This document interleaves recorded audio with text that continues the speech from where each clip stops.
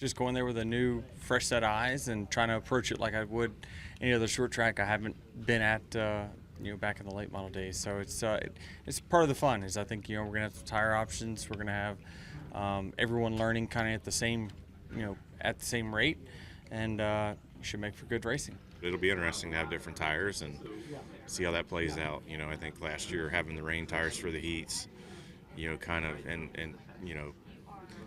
it surprised everyone, I think, just how much faster they were and that they actually held up pretty well for how racing that place was. So, we'll see. Should be fun. Hopefully, they may be able to get away with just giving us all soft tires and see what happens there. That'd be fun. The fear that I have in it is that everybody's kind of just going to do the same thing, right? Like that's where, you need to – that's the tough part, right? If there's not natural cautions to create strategy where people can pit and use different options, if it just runs 50 laps, they throw the caution, run another 50 laps, everybody's gonna be on the same tires the whole time, and I don't know that would be good. I think with the place being repaved, a new surface, it's just gonna be a lot different from what we saw last year. So just got to go in there with a new mindset. But I'm excited for it. I'm hoping that that option tire gives the fans and the drivers' teams what they're looking for. Last week on the broadcast, Mike Joyce said he heard we may be racing at Bowman Gray soon. He didn't elaborate, and he may have just been talking off the top of his head, but what would you think about something like that? Yeah, I don't know. I'm not sure how I really feel about it, but, certainly I think that schedule variation is something that NASCAR's really been keen on the last few years, so you never know. Here I think it's always more difficult in practice and in qualifying, especially just because you have one lap where you really got to, try to make it happen. I went a little too hard in round 2 qualifying, trying to go faster from round 1, and I paid the price. So in the race, I feel like it's a little bit easier. The pace slows down. You're not having to, quite commit as much. You can kind of give up a little on entry and make it up in other places, I feel like, but it's definitely harder here than anywhere, that's for sure. How does the notebook evolve?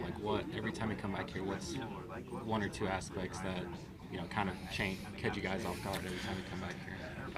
I think the weather here is a big deal. Racing this race in the daytime is definitely quite a bit different than the fall race. So just trying to figure that out. And then the cars evolve year to year, right? Our Camrys are different this year than they were last year, and again, different than 2 years ago. So it's just an evolution of learning this car, learning the evolutions that we've made in Gibbs and at Toyota, and just continue to refine everything and be better.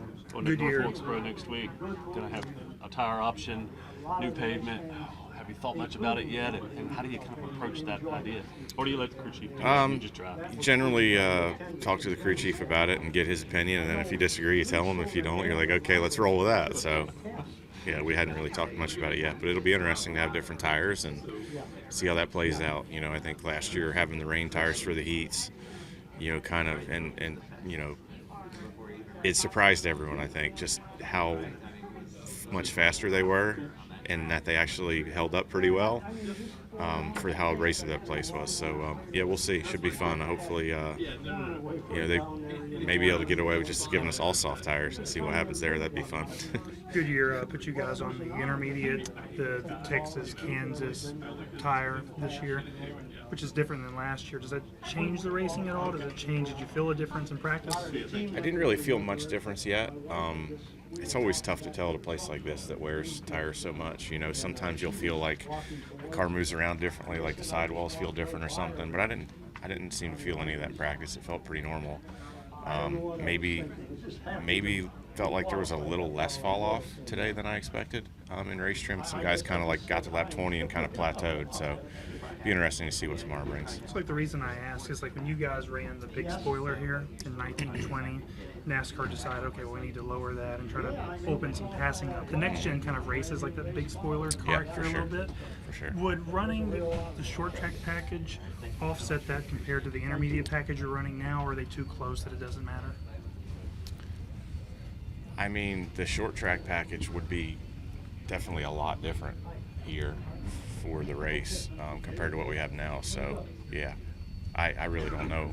It'd be interesting to try, but probably be pretty crazy too. When the always worked so much on the car and was so involved in the preparation and practice and qualifying and everything, right? Like, it just kind of brings you back to what got you here, and it's just fun to go do with those guys. So all in all, I'm looking forward to go doing it. I think it'll be hard. Every time I go back and run those cars, it gets harder. So I expect next week it'll be pretty tough, but I think we can have a good day. Do you feel any extra pressure right now to perform better with all SHRs and certainty and all that going on? I mean, yeah, I think we all should. I mean, we all read it on the internet over and over again, right? I mean, obviously, where there's smoke, there's fire.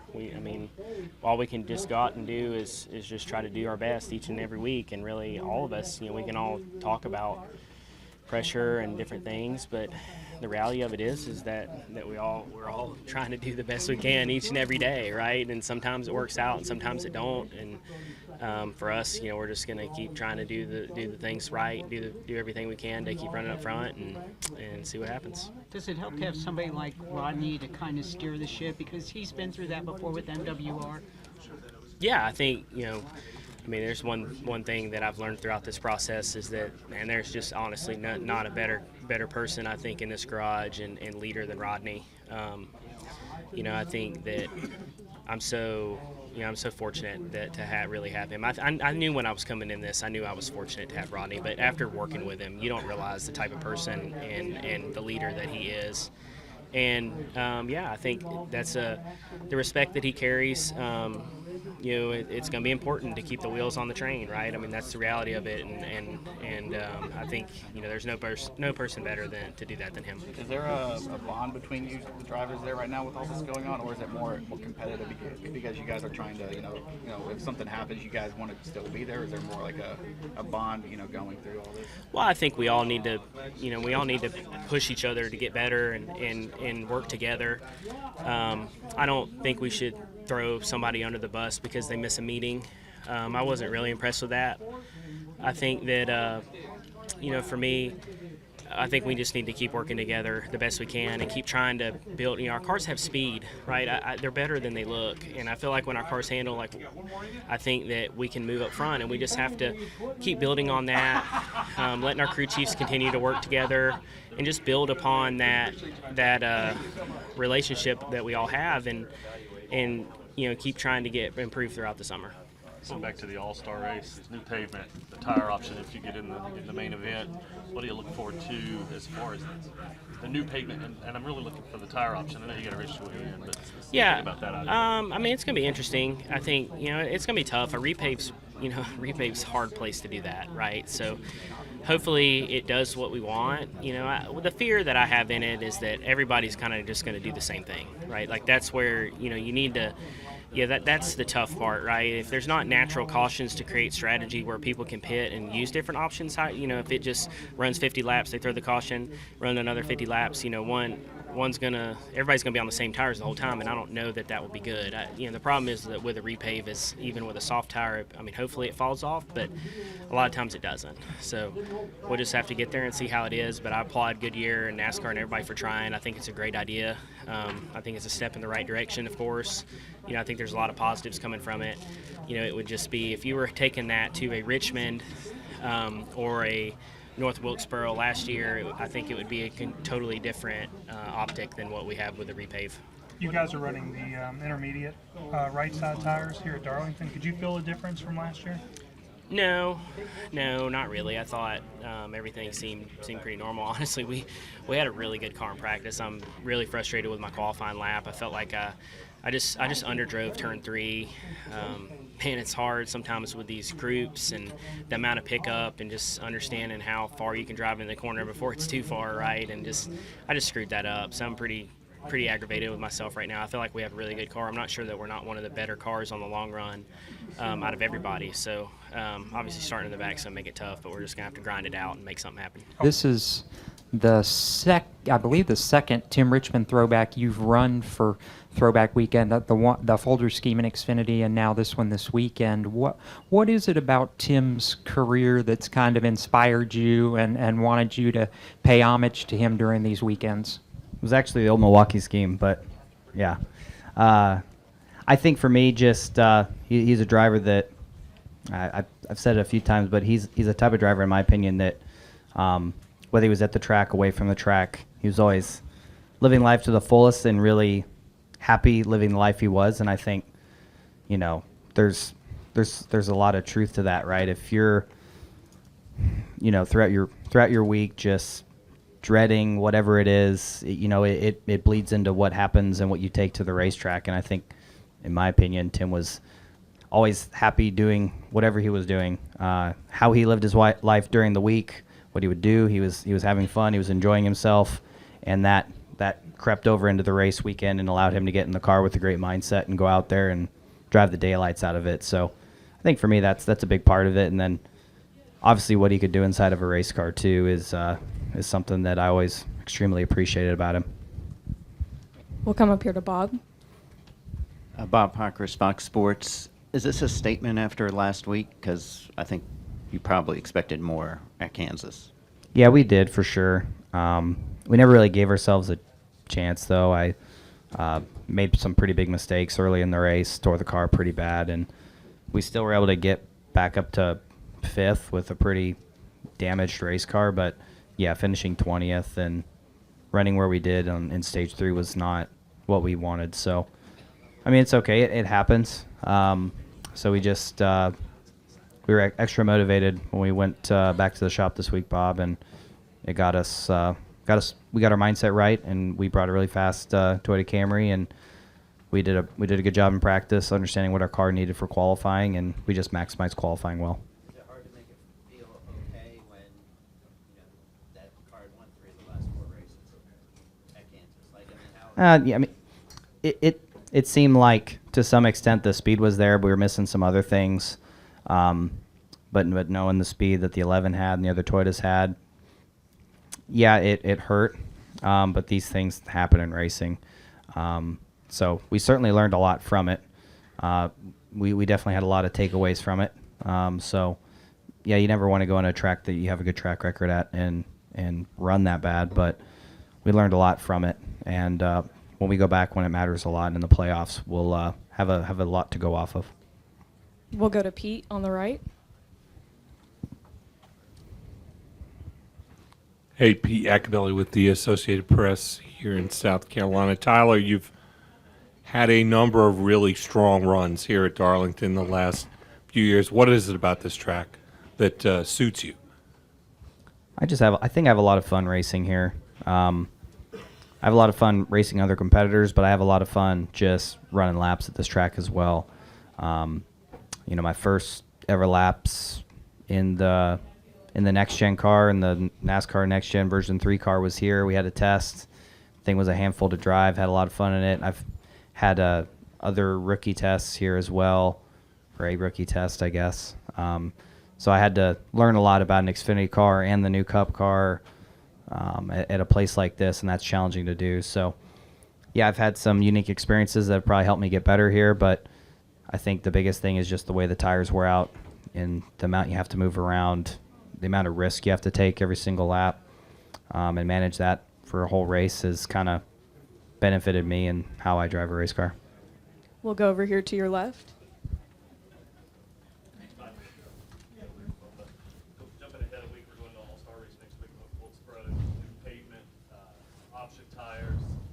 How do you approach that? What do you think about that? To be honest, haven't given it a whole lot of thought yet, but I'd say, seeing how those tires perform up to the standard, benchmark tire, if you will, that we're going to run as well, that'll really open up the options depending on the differences between the two. But, yeah, I think with the place being repaved, a new surface, it's just going to be a lot different from what we saw last year. So just got to go in there with a new mindset. But I'm excited for it. I'm hoping that that option tire gives, the fans and the drivers' teams what they're looking for. When you look back on last year, how excited were you back there? Yeah, last year was a lot of fun. It was unfortunate we had to patch and seam as much as we did, and then Kyle figured out the concrete around the bottom 3 and 4 was really good too. So it was a very interesting experience. I certainly had a lot of fun last year. It was just so cool to see that place brought back to life, and I'm excited to get back there again. experience it one more time. We'll go to Matt and then Trenton. Matt Weaver, Sportsnot. One follow-up from Chris's question. Is your biggest concern for Wilkesboro that the option tire will fall off so great that basically everyone just kind of reverts back to the standard tire the rest of the race? Is that a fair concern? Well, I guess in some ways, yes. If that option tire isn't considerably faster on the front end, I think, yes, that would be a concern. So, I mean, we'll just see what it's like, right? If it's considerably faster for 7-8 laps on the beginning of a run and falls off a little bit more, probably 20 plus in, then I think that's what you're looking for. What you don't want to see out of the tire will make it more difficult to use if it's only about a tenth faster taking off, but after about 10 it really starts to go the wrong way. So we'll just see what that looks like when we get there. And then this weekend they have you guys on the standard intermediate tire, Kansas, Vegas, Texas. Pretty different than what you guys ran here the last 2 years. Could you tell anything in practice in terms of how that could change the racing? I mean, it's hard to really say at a place like this. It seemed like the rubber going down made it a little more slick than it normally has been. But I was, the first practice out on the day. The track had sat all night, and it's sometimes hard to get a good read on that. It really starts to show itself more so in the race. But we'll go back through and look at everything between all the different Toyotas. But it definitely seemed a little bit different in how the tire wears lap 15 and on, or how the car changes lap 15 and on. Tyler, Trenton with FrontStretch.com. Got a fun one for you. You posted on Twitter your family's reactions to the mustache. How long is Alexa going to let you keep that mustache? We will see. I don't think it'll be long, but if I win tomorrow, I'm just going to have to keep it around. So we'll see. Hopefully we win, and then we'll cross that bridge when we get there. I mean, treat it like a new track. I mean, really, it will be a new track for us to learn because, I've only been there one time, and that was when the track was really, really different. So just going there with a new, fresh set of eyes and trying to approach it like I would any other short track I haven't been at, back in the late model days. So it's part of the fun. Is I think we're gonna have some tire options. We're gonna have everyone learning kind of at the same rate, and should make for good racing. Last week on the broadcast, Mike Joy said he heard we may be racing at Bowman Grace soon. He didn't elaborate, and he may have just been talking off the top of his head, but what would you think about something like that? Yeah, I mean, I don't know. I'm not sure how I really feel about it, but, certainly I think that schedule variation is something that NASCAR's really been keen on the last few years, so you never know. Never knew. Pros and cons. What do you think Goodyear does really, really well, and what is something you think Goodyear could improve upon?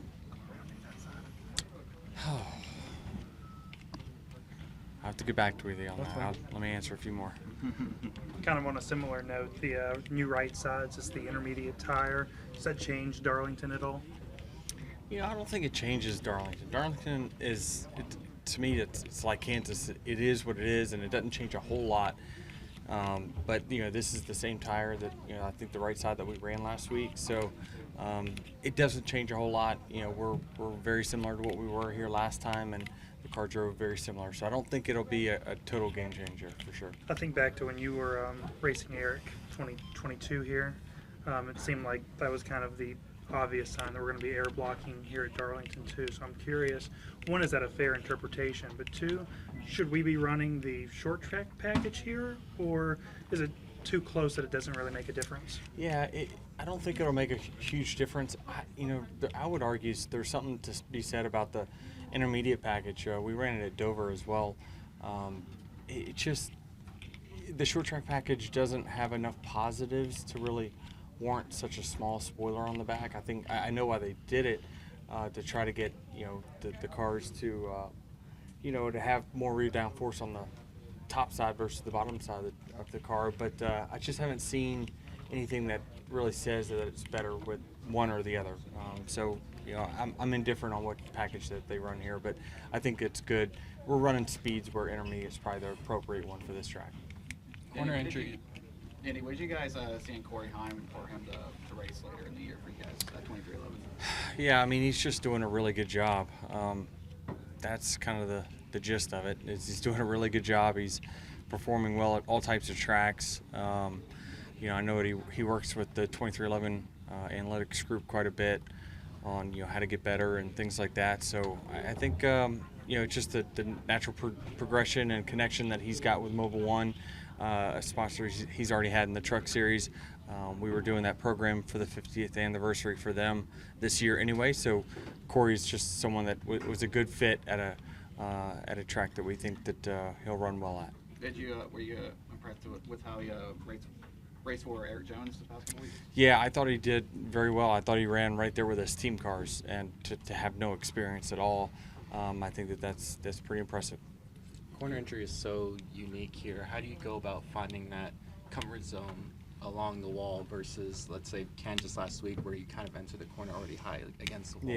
Yeah, it's different here. It's certainly a fine line, and usually the fastest lane here at this track is going to be the closest that you can get to the wall. There's obviously a risk reward there that you have to play that game, but I love this track because you can move around and change the balance of your car. Your car doesn't have to be necessarily perfect to win here. So I think that's what I like about it. The driver plays a huge role at this type of track, and that's why I love it. Is there a certain aspect of it that changes every year, or is it? No, it just ages a little bit more each year.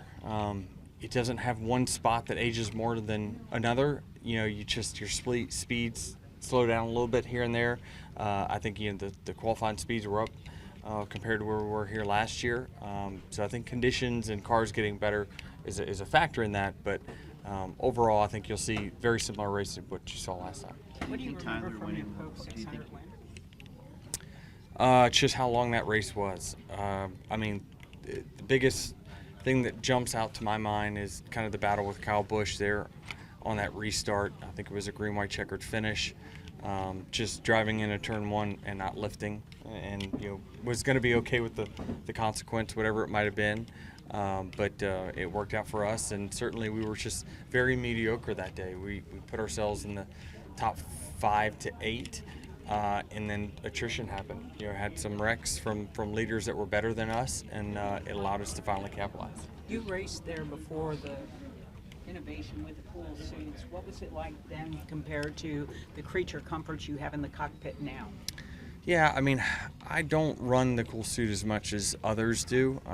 Just creature of habit. I think that some of the data that I've seen, it shows a very small benefit to your core temperature. It doesn't change a whole lot, but I think it's more of a mental thing for some that certainly you feel cooler, but it doesn't really do much. Your skin feels cooler, but it doesn't do much to your core temperature. So I try not to run it unless it's really hot, 85 and over days. But certainly Chris would have me running it more than what I like to. So I like to try to keep the weight out of the car as much as I can. And but it's different. Cars nowadays, certainly I think that if the next gen hadn't made a bunch of changes with cutting holes in the rear glass and the front glass, it was going to be pretty unbearable. But I think now that these cars are probably, the inside temperatures are very similar to what we've had for many years. Tyler Reddick winning the pole with a statement by those guys after